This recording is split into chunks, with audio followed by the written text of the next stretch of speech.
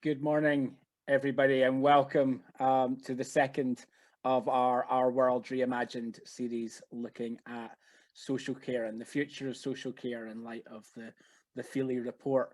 A huge welcome to everyone joining us this morning. My name's Ian Bruce. I'm the Chief Officer at Glasgow Council for the Voluntary Sector, and I won't be talking very long this morning, but I did just want to come in and welcome and give a big thank you to both our chair this morning, Pennie Taylor, and our key speaker, Dr. Ron Culley. So thank you both very much for joining. Ron, I particularly enjoyed reading your two blog pieces. I actually just finished reading the second one this morning. I think they're really insightful, and for anyone that hasn't had a chance to read those yet, I would urge you to have a quick look at the GCVS website, the news pages, and you'll see a couple of very interesting reflections from Ron that he's done over the last few days in anticipation of this morning. I see my colleague has put them in the chat for those that haven't had a chance to read them yet. But as I say, thank you everyone for joining, and I'm just going to pass over to the wonderful Pennie Taylor, who will be taking you through today. Thank you very much, Ian. I hope I can live up to the billing. A very warm welcome from me. As some of you may know, I'm a journalist that specialises in health and social care, and the issues we're discussing here are really close to my heart.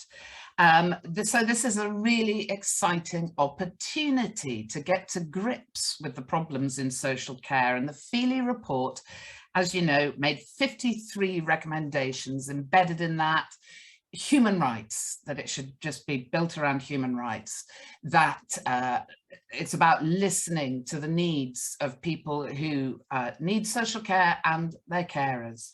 And finally, also building a national care service. Now, I don't know how many of you heard last week's panel debate, the first in this Our World Reimagined social care series. But, you know, the tensions are obvious around that, where the power should sit. So just before I introduce our speaker, I'd like to encourage the people that are taking part in this, you delegates out there, wherever you are, and there's a lovely thread running in the chat feed. Tell us where you are. If you scroll down to the bottom of your Zoom screen, you'll see some symbols. Click on chat and it'll open a panel to the right of the main screen showing the what people are saying. This is where you'd share information, links, tell us where you're from. If you want to ask a question, and I really hope you do, because there's plenty of opportunity to talk, to ask you, I'll put your questions for you later. Click on the Q&A symbol at the bottom of your screen, and it will open another panel. You can ask your questions in there, and I think you can do it anonymously as well if you like. So without further ado, let me just also remind you that if you want to share what we're hearing here, our Twitter hashtag is OWR Social Care. OWR, which stands for Our World Reimagined, Social Care. So please use that to share that.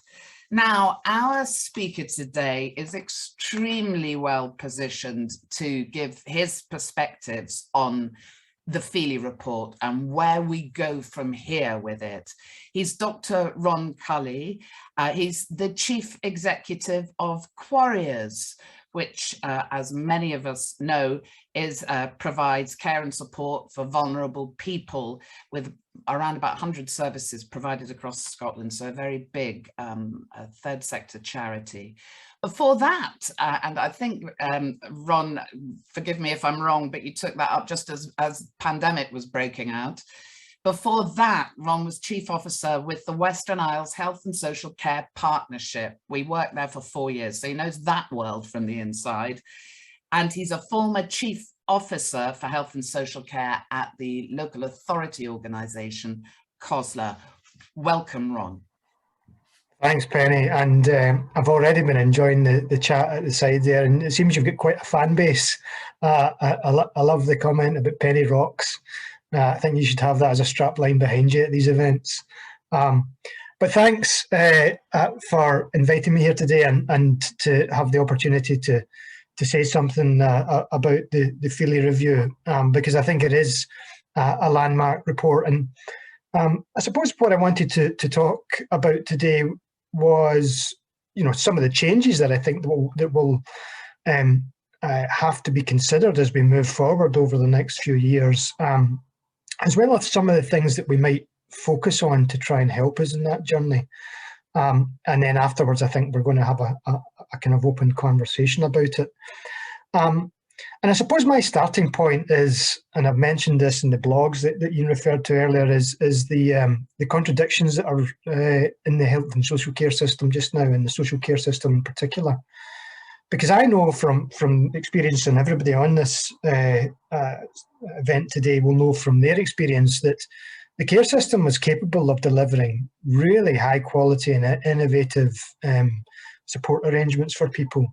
And yet I think most of us recognise that it's also a system that's under pressure. We've delivered groundbreaking legislation like self-directed support and the Carers Act, but we recognise that there's the potential of those acts probably haven't been fully realised. We've invested hundreds of millions of pounds in free personal care, and yet the sector's thirsty for additional investment. We've committed to the delivery of the living wage, and yet it still remains social care, a low-wage sector. And we've witnessed demographic change, and yet there are fewer people supported today in the care system than was true 20 years ago. So arriving at this position, we recognise that there's these tensions within the system that we have to overcome. And I think Derek Feeley did a remarkably good job in addressing those challenges, not only in the fact that he managed to do this within a fairly short period of time, but he identified all of the major issues and started to put in place solutions for those. So I thought it was a commendable piece of work, and one that I'm very supportive of. All of that said, I know that it received, it was less well received in some quarters, and particularly the local government community that I know very well and still have a lot of affection for. And the reason for that, as colleagues might know, is that it proposes to take the statutory duty to assess away from councils and give it to integration joint boards. That in essence would remove councils or local authorities from that sort of process of assessing need and putting in place arrangements to support that need. And there's no doubt about it, that does erode the institutional power of local authorities. And I think there is a reasonable critique, which is that Scotland remains quite a centralised state, and we should pause for thought before we further remove powers from local government in favour of a national arrangement. But at the same time, I don't think there's any doubt that what Derek Feeley has come up with is a much simpler set of arrangements than exists just now, particularly in respect of the governance of integration joint boards. And if you don't mind, I thought it would be worthwhile just spending a few minutes on that. And I know that the governance of public bodies isn't exactly everybody's cup of tea. But I do think it's important, partly because this is a bit of the Feeley report that isn't getting much attention and discussion. And there's a couple of key changes, I think, that are proposed in there, which I think will have quite a profound impact on the relationship between the Integration Joint Board, the Council and the Health Board. So the most notable one for me is that the chief officers of the IJBs, the job that I used to do, will no longer report into the chief executives of councils and health boards. Now, you might ask, well, why is that such a big deal? Well, I think the reason for that is that it creates a purer relationship with the Integration Joint Board itself.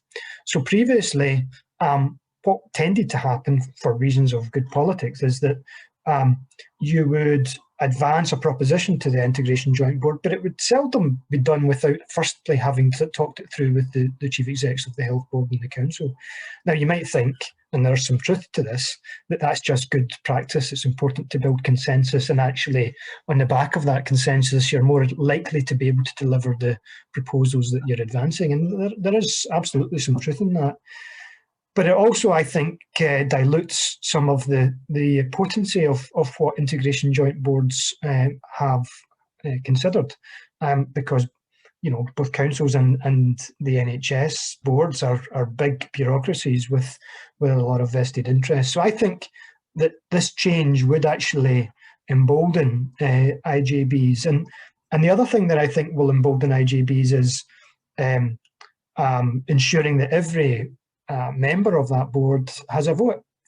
And again, I go back to my time as a chief officer, and it was a point of friction. There is no doubt about it, and I could perfectly see the point that was made by third sector colleagues on the IJB that I was involved with, who were often frustrated by the fact that when it comes to it, they don't have that formal voting authority. And by changing that, I think that you change the political dynamics on the integration joint boards, and therefore make it more likely that you'll get bolder proposals and that are less institutionally guarded. So I think that's a really positive move as well. I also like the way in which Derek Feeley proposed not to nationalise this. So we've got a national care service proposed without nationalising it in the model of the NHS. And I think that was crucial. And I say that not just because of my current role as Chief Executive of Quarriers, but I think there was one of the things that was really evident from the report actually was what come through was the vibrancy of the third sector and the amazing job that third sector organisations do in the delivery of care and support across Scotland. And that was really nice to see. So the fact that there was multiple providers delivering really effectively is something that Derek Feeley recognised, and I think that was important. At one and the same time, he came to a kind of pragmatic position on the private sector, and I think that's probably it was probably the right place to land this. I mean, I think it was impractical, the idea of the state buying out private sector interests in the first instance.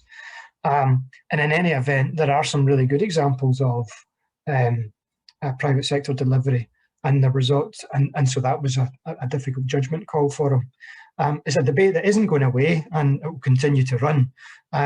But I think the progressive voices in that sector are arguing for commissioning for the public good as a way through that difficult issue of the profit motive. So in broad terms, I was really supportive, and I'm really supportive of the recommendations in the Feeley review. And I think we kind of need to look at it as a whole, as an ecosystem. And I've tuned into various discussions, Pennie, that you've been sharing over the last couple of months where this issue has come up. And I tend towards that view that you kind of need to take this as a whole. I mean, at its simplest, you could implement the policy reforms without the investment, and it would fail for that reason. So you kind of need to wrap this up as a whole. There are a series of questions, however, that the Scottish Government will be giving it thought to right at this moment, which I think profoundly affect the way in which public bodies in Scotland are set up in respect of health and social care. So we've already discussed the fact that chief officers will report directly to the Integration Joint Board now. And on that reading, you might think, well, what Feeley envisages here is that Integration Joint Boards will become strategic commissioning bodies, and that their job will simply be to direct where the funding goes across the health and social care system. And that, of course, will be a key part of their role. But crucially, he also suggests that the IJBs will become employers. Now, this is new, because in the past, IJBs didn't employ anyone. They were legally constituted, of course. They were legally allowed to hold that pooled budget, but they didn't employ anyone. And even the chief officer was simply seconded to this legal body. But under these new arrangements, it's proposed that IJBs become the employer. Now, by one reading, you could say, well, that'll just be the chief officer, the chief finance officer, and a few commissioning boards, whose job it will be to direct the resources across the wider health and social care system. But I think there's a challenge with that. And the key issue here for me, particularly in the social care world, is that dislocates commissioning from the social work profession. And I think those two things are intrinsically linked, particularly if you see the job of care management, which is about engaging with people, talking to them about their support needs, and then working out how best together those support needs can be met. That's intrinsically related to the commissioning job, which is, well, what is the overall range of support arrangements that we need within a particular locality. But if it's the case that the IJBs have responsibility for social work, then it becomes a wee bit imbalanced, because firstly, does that extend to children's services as well as adult? And secondly, does it extend to some of the community healthcare services like community nursing, or some of the AHP services, or mental health? So you can see very quickly big questions arise around about, well, what is the job of these IJBs in this future arrangement? Are they going to be delivery bodies as well as commissioning bodies? And I think the Scottish Government is going to have to think carefully about that, not least because if you do come to the conclusion that the IJBs should be in charge of delivering services as well as commissioning them, then the NHS will profoundly change as a result of that. So, apologies for that diversion into the kind of world of governance and structures. I wanted to make some points here simply because I don't think it's had enough of a conversation as part of the Feeley report. And that's in part because what people are attracted to in the Feeley report is the kind of very progressive views that it has around about rights-based structures, entitlements, and beginning and ending with that sort of lived experience, people with support needs being able to be in control of their own destiny, of their own arrangements. And I think that's entirely appropriate. All of that said, I don't think it's simply a done deal that all of the recommendations in Feeley will be implemented. And I think partly those of us who support them need to get behind them and think about how we can encourage that to be implemented. And I suppose that's what I wanted just to finish on, and by way of opening remarks, is some of the things I think that we need to be thinking about as we do that. The first point I would make is around about building a coalition in favour of reform. One of the things that I've noticed in the various roles that I've had is that the health and social care system as it is just now kind of puts people into camps, and those camps don't always connect very well. So just now I'm in an environment where I'm working within the third sector. I'm working with other third sector chief executives, and it's a very it's a very empowering arrangement. But we don't have enough time with others in the system that are having similar conversations.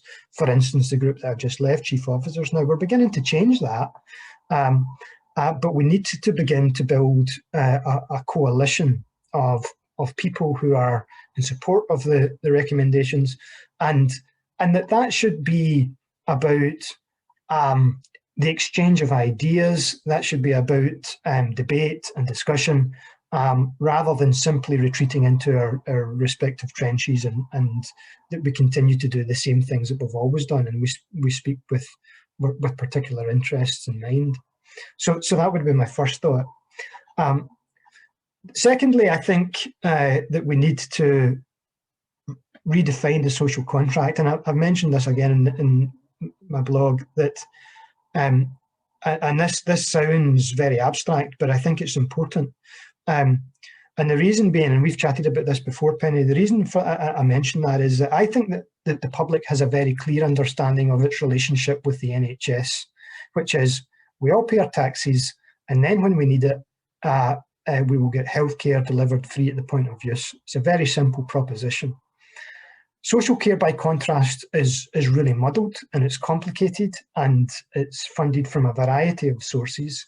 And the public generally, I think, don't really have a good feel for what it is that they are entitled to. And we've all heard countless numbers of stories of people who found themselves in a position of needing support, having not done so previously in their lives, and been surprised by how complicated it can be, and been surprised by the fact that care, in essence, isn't free in the way that it is in the NHS. So I think we need to focus in on that. And the good news, I think, there is that the Scottish Government are already doing that. So they've set up a working group that's going to be looking at this idea of a social covenant. And I think that's, I would commend the Scottish Government for that, because I think it's a really important piece of work. And it's going to be highly participative, I understand. And speaking of that kind of phrase in the report about the relentless focus on involving people, I love that phrase, because it really gets to the heart of where social care used to be, it needs to be, rather. And because I don't think that we've quite cracked that in Scotland, you know, that idea of nothing about me without me. And I remember back in the days that I used to work for COSLA, where having early conversations with Pam Duncan and Jim Elder Woodward and guys like that, who I think profoundly altered my view of the world, you know, and I think that we haven't really lived up to that ideal yet in Scotland. And it's not that there's a lack of ambition there. I think we just haven't put all of the building blocks together. You know, self-directed support was a big part of you know, seeing those reforms come through, but it's not quite delivered in the way that I think people had hoped. And part of that, I think, is we need to get back down to that core relationship between the individual social worker who assesses need and that conversation with the person with support needs, and think about empowerment in that sense. I also think that we need to be, as we move forward, sensitive to the needs of local government in all of this, and while maintaining that overall framework that Feeley recommends, there is a real value in the work that happens within local arrangements. And I think local authorities still have an important role in all of this. I mean, one of the really interesting debates that is emerging in that context is, you know, I was reading the other day that we're 10 years down the road from the Christie Review.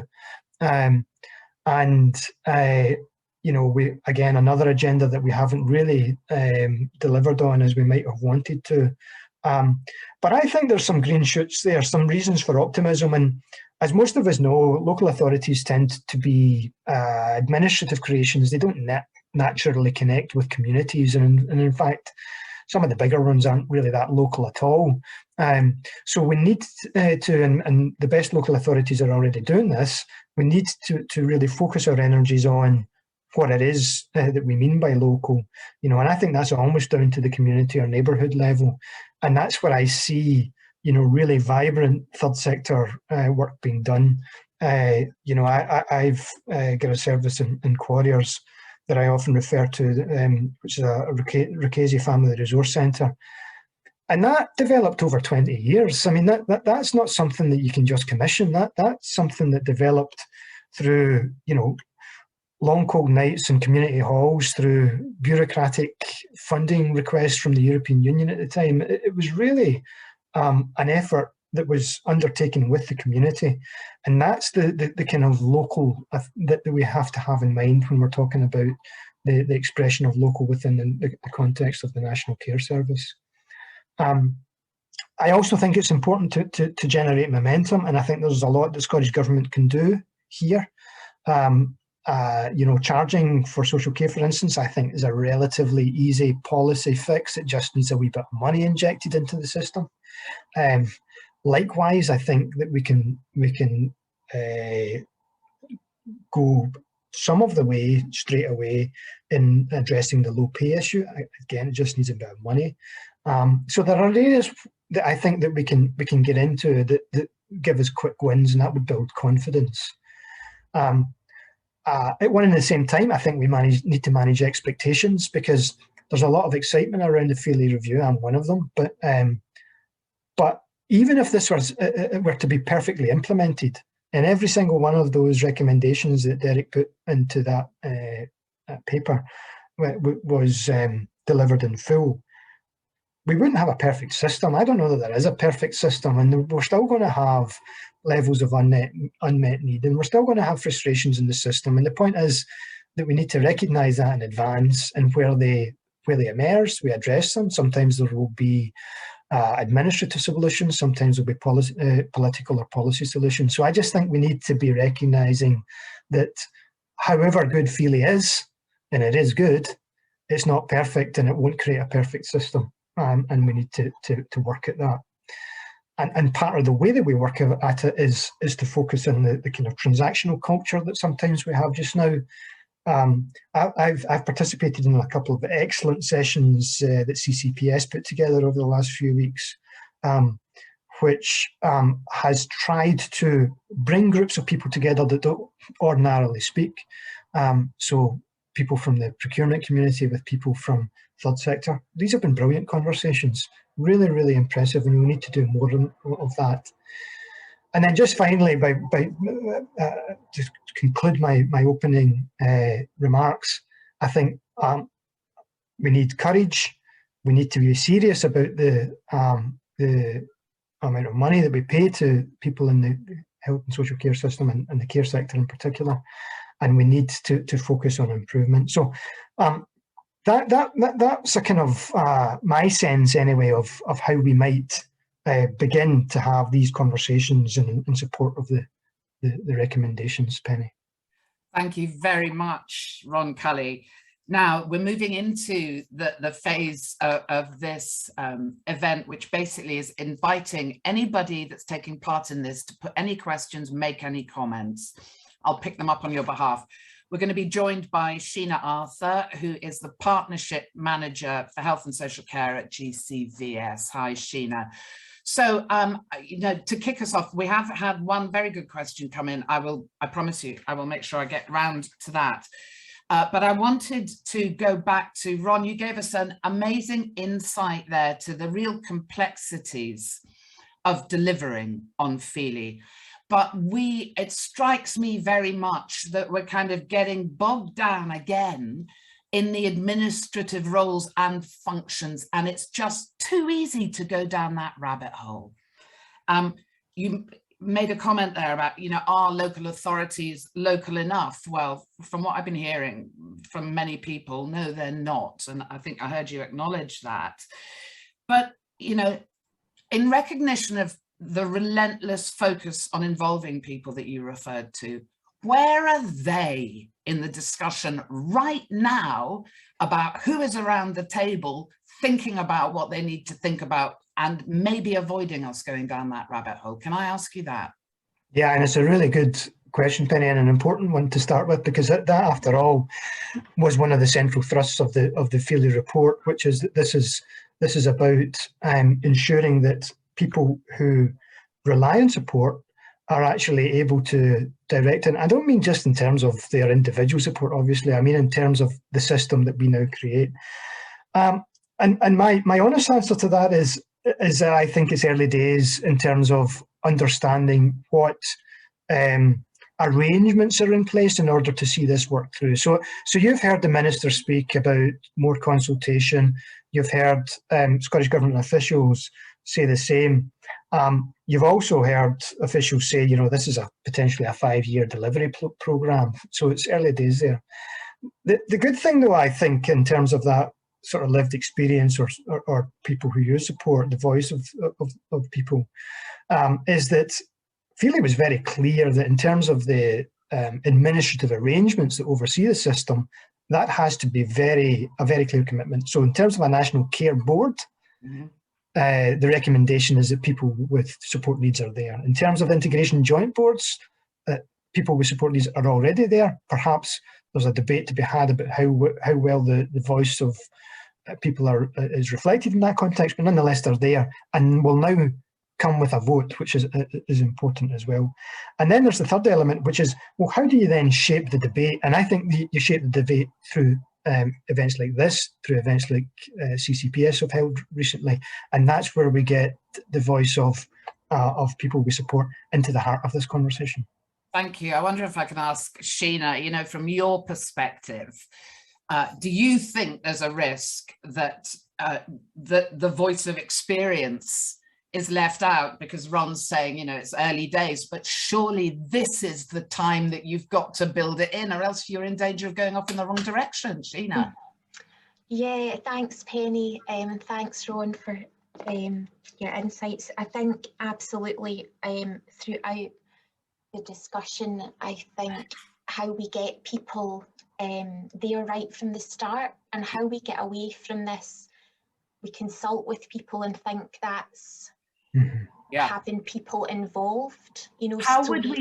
How should we go about doing that? I mean, I'm conscious that, you know, we can talk about it, we can say these things, but if folk aren't listening, you know, people need to be around that table now. You know, how do we get everyone around the table? Sheena, well, I think that was raising a question for me. Are people open to having people not just round the table, but given authority to make decisions, to and not something in the future that's described in the Feeley review, but can we do that right now? And we are currently working with our health and social care partners. Part of my role is working across third sector and with health and social care partners about how we get a more representative group within boards, within decision-making spaces. And I think it's a really important question, because if we're going to have more people with more decision-making authority, people need to let go in order to share. Thank you, because that actually takes me on to another point that I wanted to put to Ron there. You know, what I'm hearing is, and, you know, maybe it's typical. You mentioned vested interests. I talk about turf wars, that there's a lot of defense of power, basically, going on out there, which surely is one of the tenets of Feeley, is to get rid of that. I was going to use a word I'm not allowed to use while I'm on air. But, you know, do you think that even organizations as big and muscly, as powerful as local authorities need to rethink their function in this regard? Ron Culley.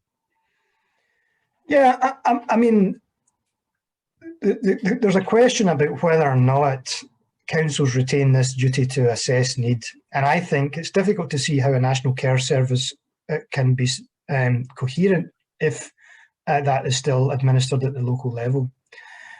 And I think that debate is lost, is my honest view. And therefore I think there's a separate set of questions, which is, well, what is the role of the local authority in the context of these reforms? And having a background in local government, I think that that's still a really involved role. It might be different. And, you know, you mentioned earlier, Penny, this reference to the fact that local authorities aren't that local. Now, you don't need to play around with local authority structures and boundaries to support this focus on locality work. And I think, you know, speaking to colleagues within local government, I know that there's lots of really good work happening there. There's actually really good evidence from across the UK of local authorities that have really invested in this idea of localities and neighbourhoods. You know, colleagues today will have heard perhaps of the Wigan deal, where the local authority set out in essence a social contract, which is, you do this, the council will do that. It was a very empowering arrangement where, you know, much more control was given to residents. So that's the space I think that local authorities need to get into. One of the points about Feeley, surely, is that we have national standards here. You know, that the best practice gets shared, it doesn't sit in pockets and lead to postcode provision of services. Can we do that across the country, Ron, before I move on to another question that's come in? Yes, but that's not the same thing as meaning that everything has to be delivered in a very centralised command and control way. And I think there's actually a big danger, in truth, that in creating a national care service, we ought to avoid simply replicating the National Health Service governance arrangements, because actually there is quite a lot of command and control there. And and yet there is still regional variation.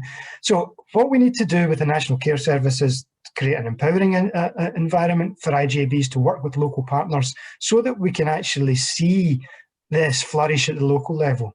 Okay, let me move on because honestly, we will run out of time so fast. I was struck by a comment from a contributor to last week's GCVS discussion about social care, Derek Keller, who said that, described fighting the local authority for information. There's a lack of trust there. People's experience, I'm hearing loud and clear coming across, often, not always. And so I'm not trashing a whole provision of service. But accessibility was an issue identified by Derek. And a comment has come in, or a question from Joan Fraser, who's saying, as an independent advocate, a lot of my work involves contesting how an assessment has been interpreted, funding often the cause, but also lack of knowledge or support for some choices people have made. How might IJBs be more accepting of what folks say, be creative, trust folks about what they want, need in their lives, and hopefully bring about a better uptake of understanding of SDS? How can we make that happen? Because surely that's something that needs to happen now, not in 5 years' time. Ron, I'll come to you in a moment, Sheena.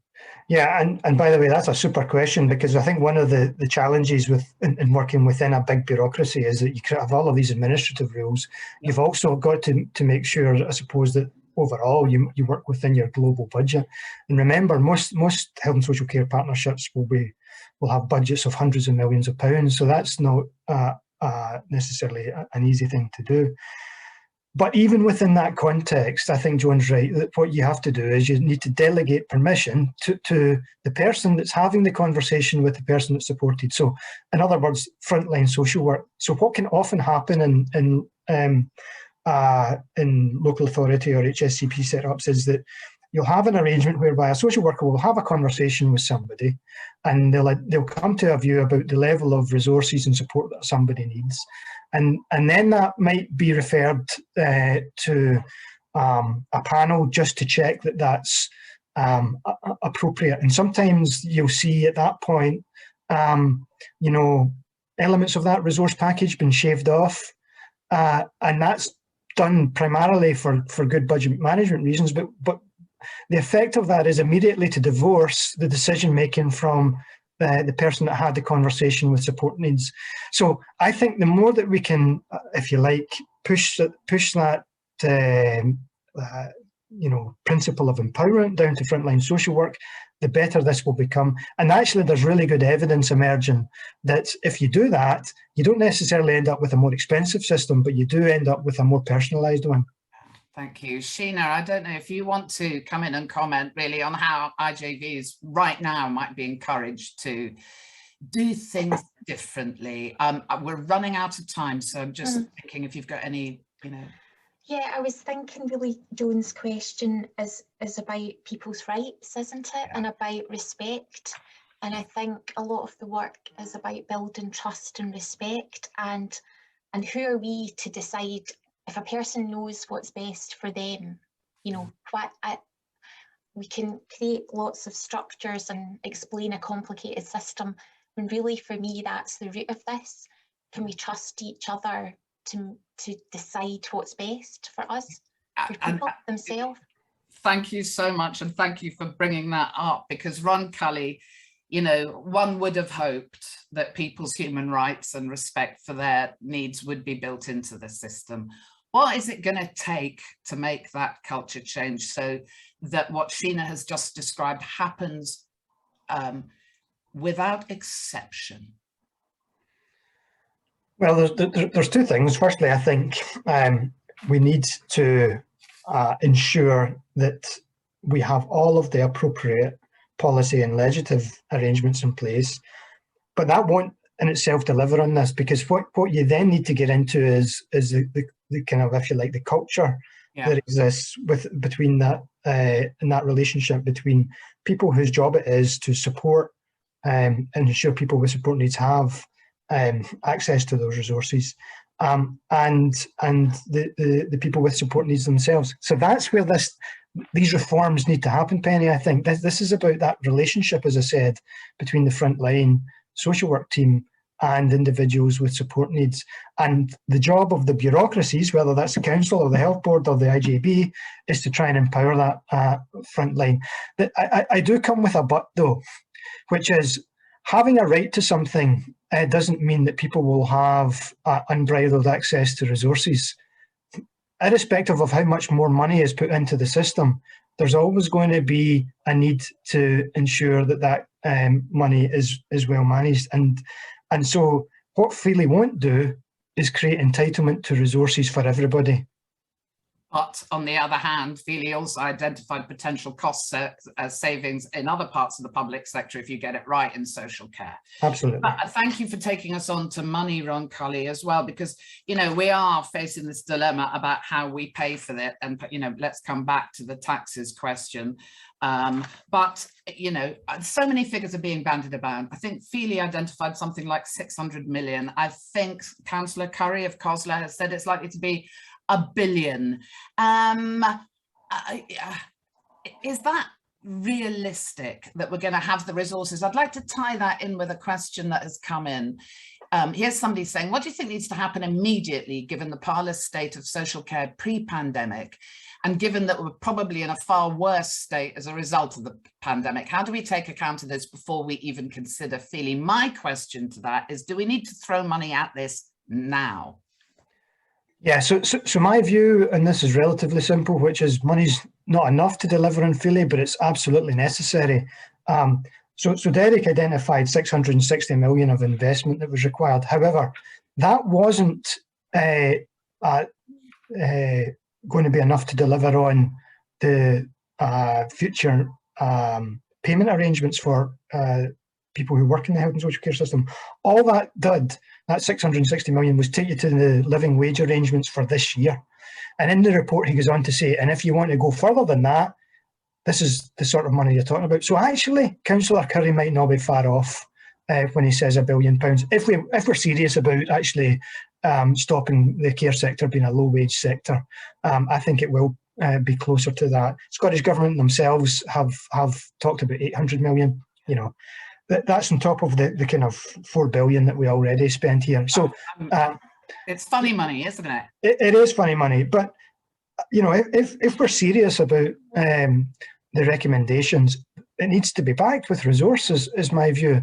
You know, remember, I mean, you made a great point earlier, Penny, which is the potential for savings elsewhere, and that's on the back of this kind of idea of prevention, early intervention.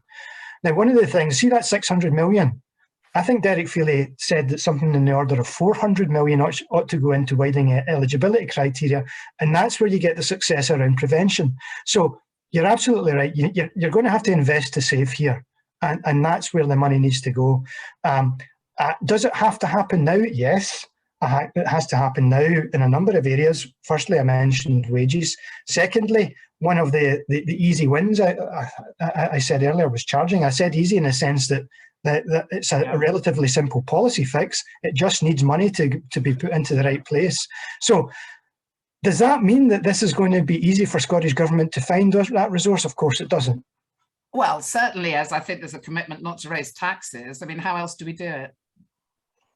I mean, my view is, and this is a personal view, I don't attach this to any organisation, as a personal view, which is, you know, you get what you pay for in life, and if we want high quality health and social care and public services, then we ought to put our hand in our pocket and pay the appropriate amount of tax. That's a different discussion. I won't take you any further into that one. Thank you for that.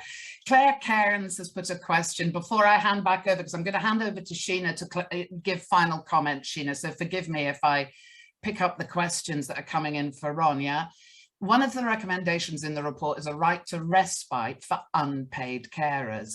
Given your comments on a right not meaning everyone has access to services, how can this be implemented fairly while avoiding the imposition of strict eligibility criteria, which we know works against preventative support? And I know Claire well enough to know that that's a really tough question. And I don't think there's an easy answer to it, is my sense, because at the end of the day, there is still going to be a need to ensure that there is a duty to assess need. Now, once you assess needs, logically there's two outcomes there. Either somebody has needs that then require support, or somebody might have needs that don't require support. As soon as you get to that arrangement, you've created eligibility criteria. So are we ever going to see the level of investment needed where you don't need to get into that discussion about whether or not somebody meets the criteria? I don't know. I would love that to be the outcome. Maybe I'm just a wee bit old and cynical to think that we'll ever arrive at that. So in which case, we need to be very, very thoughtful about excluding people unnecessarily from support arrangements. And unpaid carers are a great example because, you know, that right to respite, I think, is going to be, or a short break, is going to be really, really important. You know, and Claire would say, if she were part of the conversation, that the health and social care system would grind to a halt if unpaid carers didn't do what they do, and so there needs to be the appropriate amount of investment to make sure that those rights become a reality. I think at the end of the day, though, you're still going to have to go through an assessment process of some sort. You know, the carer plan, I would hope, picks up on all of the need, and then you know, one would hope that is then translated into the practical reality of a short break. Yeah, thank you. Now, in the last few minutes that we have left with you, Dr. Culley, I wonder if we can also just explore a bit more. What else could we be doing right now to promote this agenda, address those issues that existed pre-pandemic, and as our questioner has said, will get, you know, undoubtedly be worse now? You know, do we really need to wait for more consultation, or, you know, is this happening? Is this happening out there now? Are people going to feel a tangible difference? I mean, my view is, with the greatest of respect to my colleagues in Scottish Government and those who are involved in the framing of the legislation, we need to crack on with it now, is my view. And that's one of the reasons that I'm really keen to participate in discussions like this.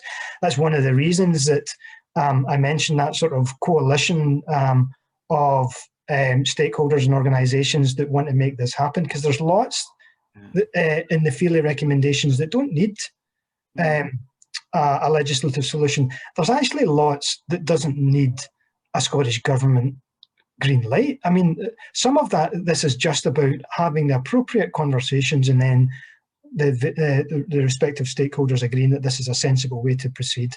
You know, commissioning, yeah, we can you know, take that forward without necessarily changing the law around procurement. So, you know, loads of examples of that. And I think that's beginning to happen, in fairness. People are beginning to have those conversations. Yeah, so, I mean, because it strikes me, given our earlier discussion about this, that what we need is a shadow board that can scrutinise progress, what's happening, maybe, and make comments on it. Do we have to wait to be invited to get round that table, Ron Culley, or can we be a table by ourselves? Well, we can be a table by ourselves to some degree. I think I would hesitate to sit at a table and involve a few colleagues and then call ourselves a shadow board. I think that might other people do. I think that might upset some people. But I take your point, Pennie, completely, which is there's enough people with responsibility and accountability in the social care system to get together just now and just begin to think, well, what is it we need to do, and how do we do it? And that can complement rather than kind of compete with the Scottish Government formal process. Thank you. Now, before I hand over to Sheena, Arthur, one final question. What came through loud and clear in the Feeley report was that Scotland's great at developing good ideas, and you referred to it yourself, and you've written about that in your blogs.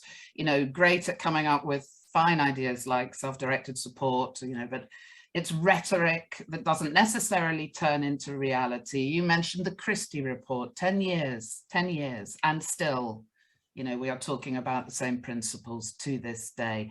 I think a lot of people involved in thinking about social care and who've contributed to Feeley fear that the powers that be will make like police horses, keep their heads down and trudge on through this and wait for the riot to pass. What is the risk, Ron Culley, if they do that? Well, the risk is that, to make a reference to events over the Atlantic, the risk is that the riot ends up in the Capitol building. In other words, unless we change, there are enough disaffected and disillusioned people that this will come straight to the door of Parliament. So I genuinely don't think there's a question about whether there is a need for change. I think almost everybody recognises that. The question that's really being discussed just now is the degree to which that needs to be radical change. So I've got colleagues in local government who might say, no, you can fix this by putting more money in, by doing this, by doing that. And then there are others who say, no, we need more radical change. And Derek Feeley was one of those who argued for radical change. And I think it's that radical change that we need to put our energies into. Thank you. And I think Derek's opinions were strongly formed by all the people he talked to who use Absolutely. social care and those who provide it. But thank you so much. And on that revolutionary note, I'm going to hand over to Sheena Arthur, Health and Social Care Partnership Manager with GCVS. Hi, Sheena. Thanks, Penny.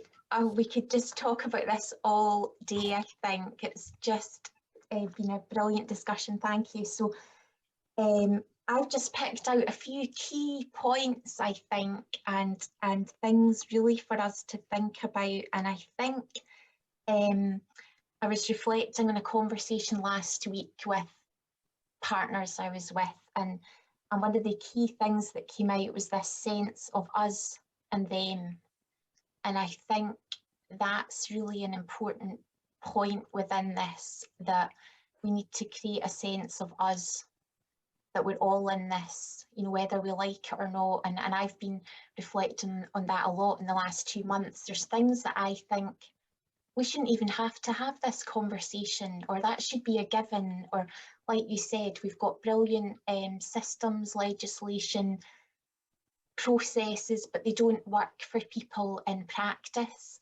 So I think we really need to try and look at our own practice and break down some barriers and think about us, that we're all in this merry mess together and we're going to change it together. And I think that's really easy to say, but difficult. And I think the moment is right now that we can all start thinking about the way we work, the language we use, and how we can work together and not wait for a green light from somewhere. You know, we've been given it years ago and we need to, I love Ron saying, crack on with it now. Let's do this.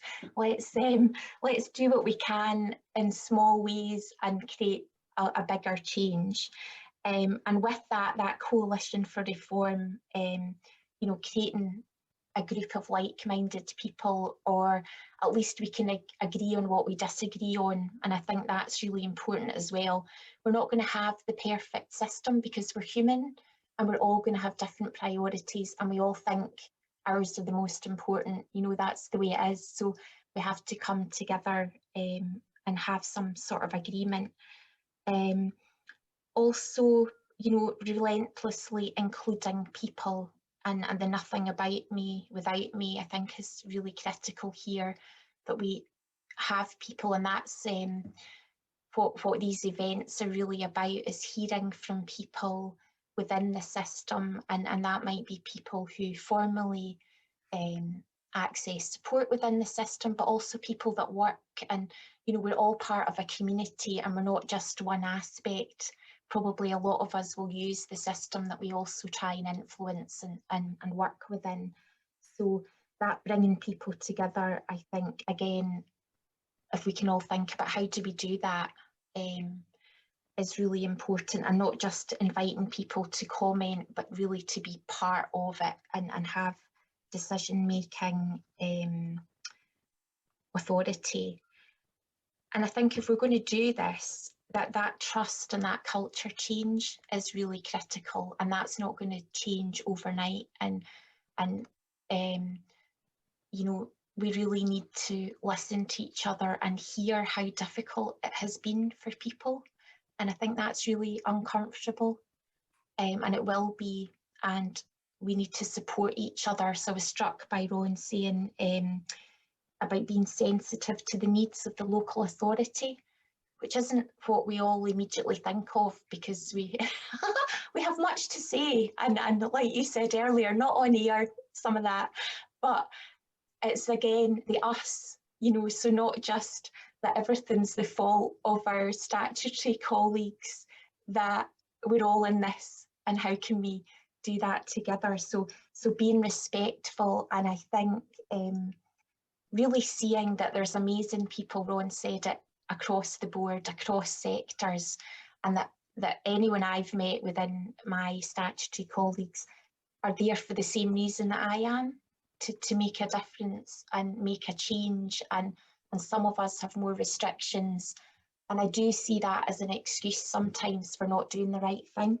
So I'm going to end on that. You know, we shouldn't need permission to do the right thing at the right time. So yeah, let's have more of these discussions and action, and get on with it, would be my summary from this discussion. Thank you so much, really fantastic, and a lovely asset-based way to end it, and you know, end it on a positive note and very hopeful. So that brings us really now to a close of this session. I would like to thank Dr. Ron Culley so much for really thought-provoking contribution to this debate. Read his blog on the GCVS website. It comes in 2 parts. It's well worth the read, I have to tell you. Yeah, I'm sure we'll have more conversations about this. I'd like to thank Sheena Arthur, GCVS, for her comments. And just a reminder that the next session in this series is tomorrow at 11 a.m. It is COVID care and trauma, learning from the pandemic. That involves Janine Rennie of Wellbeing Scotland, with reflections from Fiona Colley of Carers Scotland. So please join that. And if you want to share what you've heard here, there will be a recording of this, goes up on YouTube in due course. But on that note, thanks so much to everybody who attended, everybody that contributed to chat and to questions. Thanks a lot. Thanks, Penny. Thanks, Penny.